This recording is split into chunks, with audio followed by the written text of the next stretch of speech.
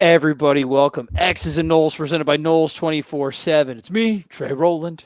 Ooh.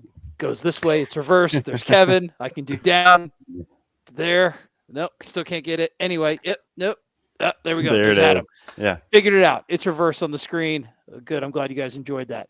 We are going to do our next video in our summer conversation series. The first one was a nice little juicy spice ball of a topic. I thought that was great.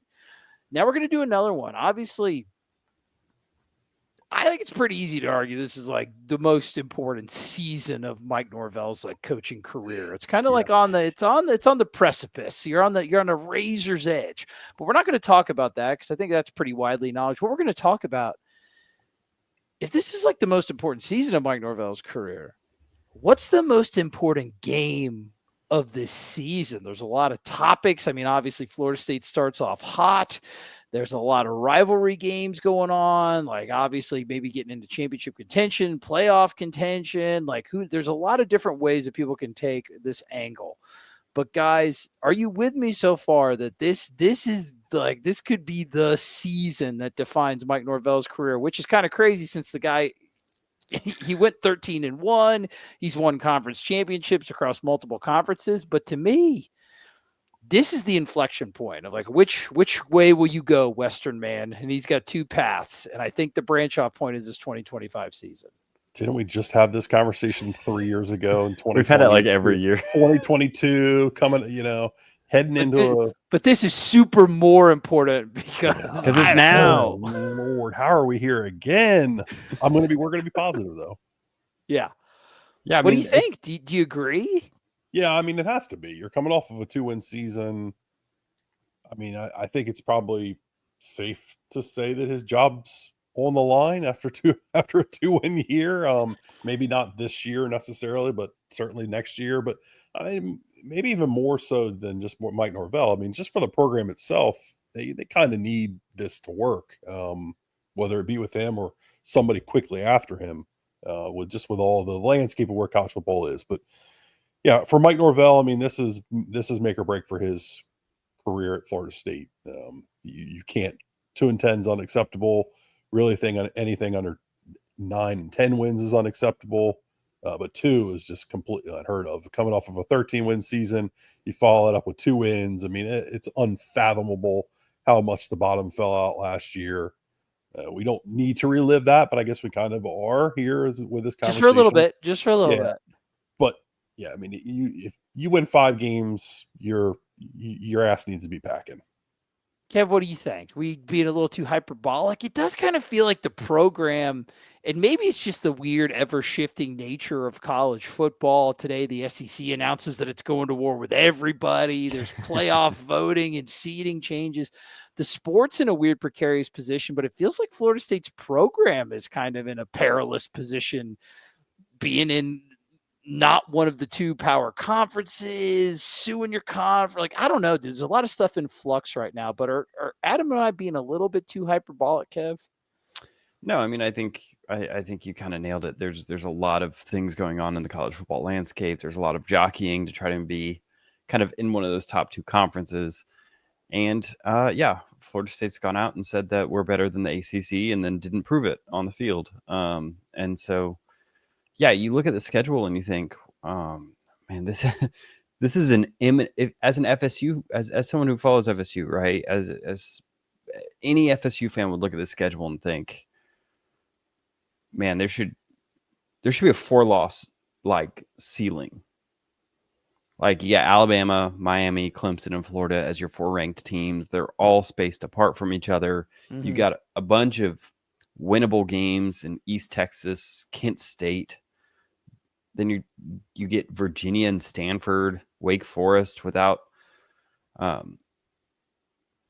old-time coach, and a Virginia Tech team that kind of fell apart by this season's end, an NC State team that also seems a little directionless. And it's like, man, all of these non-ranked games should be eminently winnable. You should be coasting to a bowl game as a Florida State fan. But after what you saw last year, I mean, you wouldn't be surprised them going toe to toe with the Kent State, but you're really hoping that that's not the case this year. That there's been a dramatic turnaround, It's and I weird. think there has been some amount of turnaround that we're not going to be worried about the Kent State game. I think you're right. It's one of those deals where we're looking through this schedule through the prism of like a typical Florida State fan, what you've experienced if you've been watching this team since the mid 80s, early 90s, late 90s. Like, this is easy. This is easy pickings, dude. Yeah. Win your rivalry games, beat up on the flotsam of the conference. You got a lot of these big games at home, and it's like this was a schedule that some of those old Bobby Bowden or some of those old Jimbo teams, like, dude, please sign me up, right? Especially with all the coaching flux that you talked about. Stanford fired their coach in the middle of like spring football. Clausen's gone. Dorn doesn't have the sauce that he used to have, even though that is an NC State. But no, it's not something that'd be scary if last year didn't happen.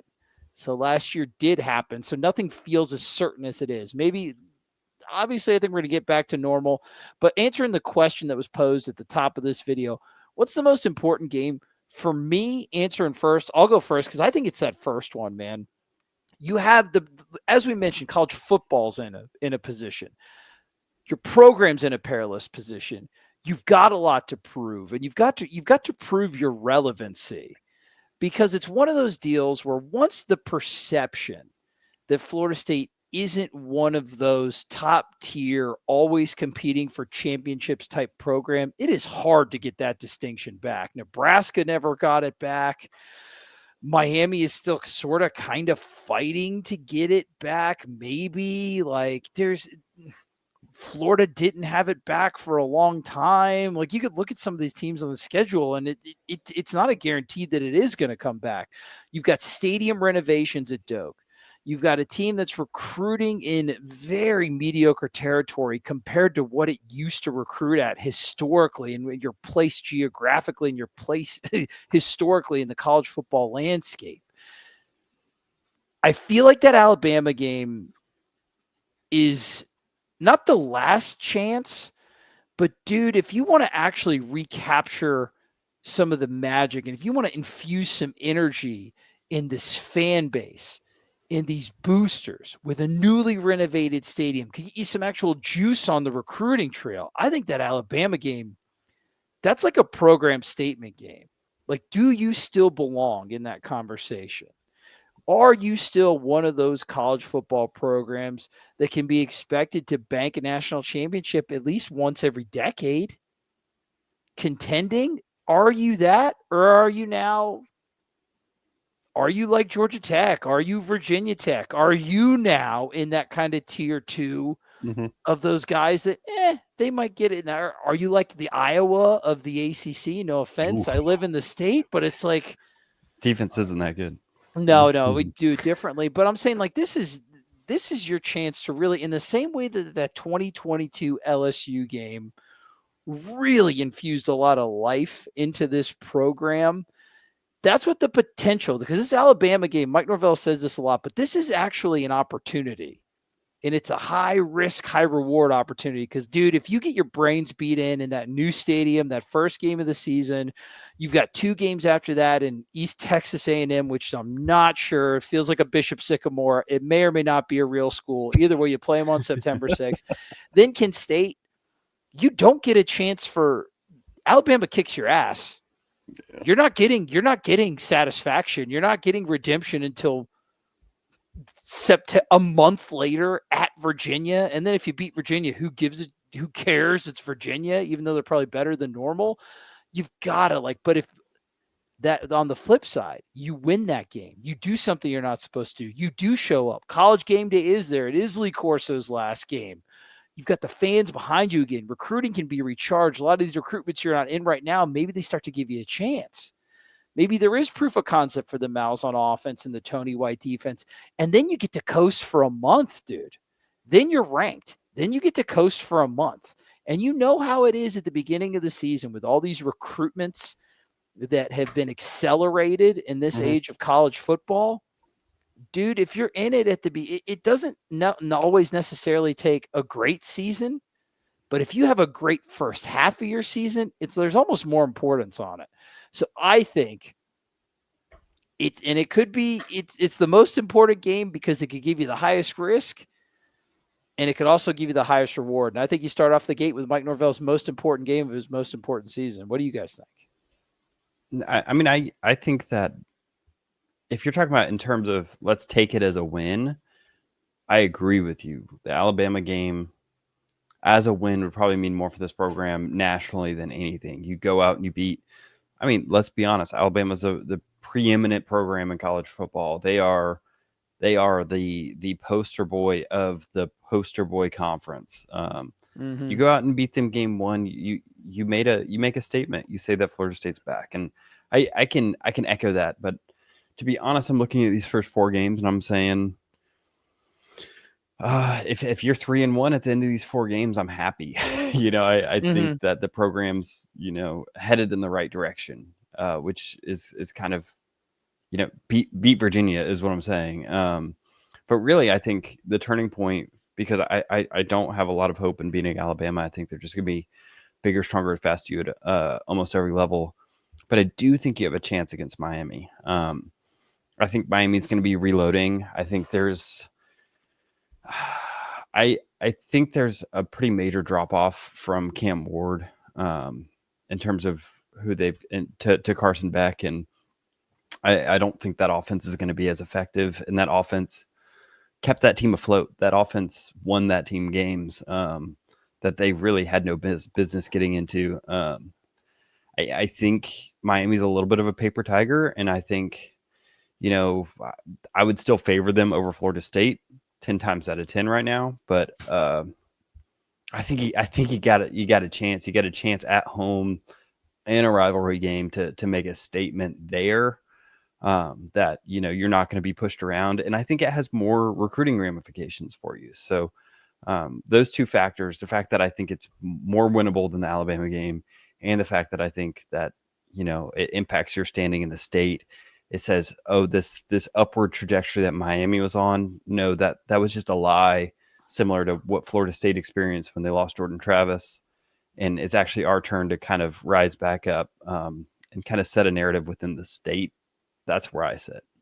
And that's not a bad idea. Kind of devil's advocating my own point. It's a rivalry game. Those always have it up like a high level of importance. We do have more regular recruiting battles with Miami than we do with Alabama. It's a conference game. So I think it's one of those deals where I think, Kev, you and I can both agree that for the Mike Norvell tenure to get back on track, they're going to have to overachieve, right? And what's the quickest way to overachieving? Is it 8-4 with a win over Alabama, but you're not really in conference contention for a title? Or is it like a 9-3, 10-2 where you're playing for the ACC title and maybe an outside shot at like the 11 seed in the playoff? I don't know. Whatever. To me, and then of course you start to talk about, where are any of those 2 outcomes that I just listed realistic? Because that's something you put in your calculus for the Miami game. I'm not really sure. Obviously, one has more conference and more regional implications. I think one can really announce your comeback. I keep saying comeback, and Florida State's back. They literally just won 13 games 2 years ago. It's so weird to talk about, but it's like, hey, we're back again. It's like the Kool-Aid man. But I think one could really send like kind of a seismic shock wave. Where do you sit, Adam? Because I think Kevin makes some good points. I think he does. I think the best point that he made was, though, I'm sitting here listening to both of you and trying to be impartial. You're our arbiter. You're the impartial arbiter. I'm going to be honest. Kev says something really interesting. He's like, beat Virginia. Is Virginia the most important game? Is Virginia the most important game? I mean, look, my thing throughout this offseason was about reestablishing a floor for this program. You had no floor last year. They wouldn't have beat Virginia last year. They wouldn't have beat this Virginia team that they're going to play this year last year. You're breaking in 2 brand new coordinators. I don't expect them to beat Alabama. I do expect the game to be competitive, but I don't expect them to beat Alabama. I do expect them to go out and beat East Texas A&M and Kent State. But then you get into league play with Virginia in week on a 4. Friday game, which is week weird. 5 at Virginia. I'm hoping to be there on a Friday night. That one feels sneaky important. It's an opportunity to kind of re-announce yourself. Again, we're 2 years removed from a 13-1 season, but to re-announce yourself, these were games you weren't competitive in last year. You know, the SMUs, the Georgia, these games against teams the caliber of Virginia, you just weren't competitive last season. So I think it's probably pretty important that you start the season at minimum 3-1, heading into Miami with an extended break there, since you're playing on a Friday night. So you're going to have a little extra time off. I think it might be pretty important that you beat them, and it might propel you again. You know, 3-1, you've built some confidence now, and you haven't just beaten two crappy teams, you know, East Texas A&M and Kent State. I don't expect Kent State to be very good. They are not exactly a powerhouse like they maybe were at one point. If you were watching Maction. So, yeah, I don't know. Action fans on this channel. I don't even think they were that good when they were in Maction. I think they kind of sucked. I think that Virginia game might be sneaky important. And Kev, I hadn't thought of it until Kev kind of said, yeah, you know, you could be 3-1. You got to beat Virginia. It's not a given that you're going to beat Virginia. It certainly after last year. So that's a good point, Adam. I mean, Kevin, I looked at it through the lens of what are the most important games for you to win. Is the most important what's the most important game not to lose? Yeah, you know, because it's not a bad point with a floor. I mean, you know, we're talking about, like, you know, is 8-4 good with a win over an Alabama or a Miami, or 9-3 or 10-2? Like, how about just an 8-4 where you beat the teams you should beat and you lose to Alabama, Miami, Clemson, and Florida? I know that doesn't sound great. I get that. I want to beat those teams. I want to beat those rivals. I understand it. But shit, maybe we just need to get back to being 8-4 and beating the teams you should beat every year. And let's climb back up to this freaking mountaintop that Mike Norvell ripped us down off of last season. These are great ways. I don't know. I don't think there's a right answer here. I don't know if there is a right answer. They're all important. They all are important. Yeah, I think that's really the bottom line, Kev. I think you're right. They need to win every game they can go win this year. Totally agree. So I 3 different ways of looking at it, 3 different answers from 3 different people. Guys, we have not come to a consensus. Maybe you can come to a consensus in the comments. What is Florida State's most important game of the 2025 season? Is it the opener against Alabama? Is it the rivalry contest against Miami? Is it that game at Charlottesville where, God, if you lose, it's going to be really, really awful like that? Yeah. That's like a thrill of victory or an agony of defeat. Like, that's a way to nail in look the at coffin it. If they lose that one, that's a nail. It feels like a nail in the coffin. Oh man, these are good. These are all good answers. I think appropriate arguing points for both. You guys get in the comments of this video, get in the comments of the Noles 24/7 message board. You tell us, what do you think your most important game of the 2025 season is? And as always, we'll be in, we'll interact, we'll give our points, and maybe you'll sway us. And the next time we talk about it, the correct answer will be yours. Only one way to find out. Subscribe, like, get on Noles247.com. We love you guys. We'll be back for more. Next video is going to be film review. We're going to be looking at Tony White's defense yet again. Love you guys. Keep chopping. Chippity chop.